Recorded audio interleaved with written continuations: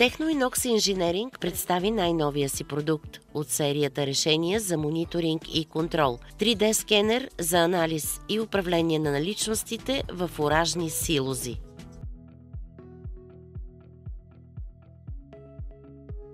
Това е изключително полезен продукт, изключително иновативен и много високотехнологичен. Всичко се случва контролирано, заложено в програмата на съответния скенер.